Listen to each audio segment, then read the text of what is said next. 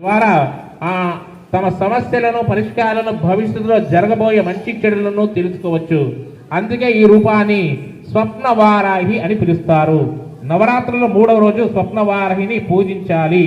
ఆమెకు తెలుపు పువ్వులు మరియు నైవేద్యంగా పాలు, పెరుగు వంటి పాల ఉత్పత్తులను సమర్పించాలి.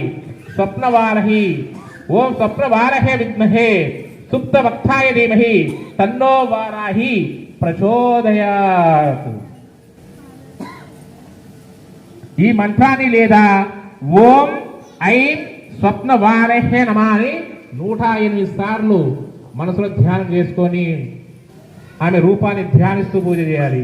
భక్తితో ఈ పూజ చేసినట్లయితే స్వప్నవారాహి సాధుకుల కలలో ద్వారా వారి వార్తలను సందేశాలను అందిస్తుంది. ఆమె కృప వలన జీవితంలోని అవరోధాలు తొలగిపోయి భవిష్యత్తులో మంగళ ఫలితాలు కలుగుతాయి.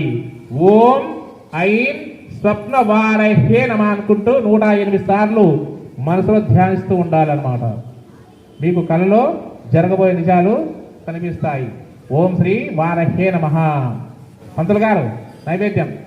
ఓం భురస్వాతసర్వేణ్యం భర్గో దేవస్య ధీమహి ధియో యో నః ప్రచోదయాత్. సత్యంజేన ప్రచింతయామి అమృతమస్తు స్వాహా. ఓం ప్రాణ స్వాహ, ఓం అపాన స్వాహ, ఓం వ్యాన స్వాహ, ఓం ఉదాన స్వాహ, ఓం సమాన స్వాహ, ఓం బ్రహ్మణే నమః. మధ్యే మధ్యే పానీయం సమర్పయామి. హస్తో ప్రక్షాళయామి, పారక్ష్యామి, ధూపమాగ్రయామి, దీపం దర్శయామి. ధూపాదీపానంతరం శుద్ధ ఆచమనయామి. మహానైవేద్యం నివే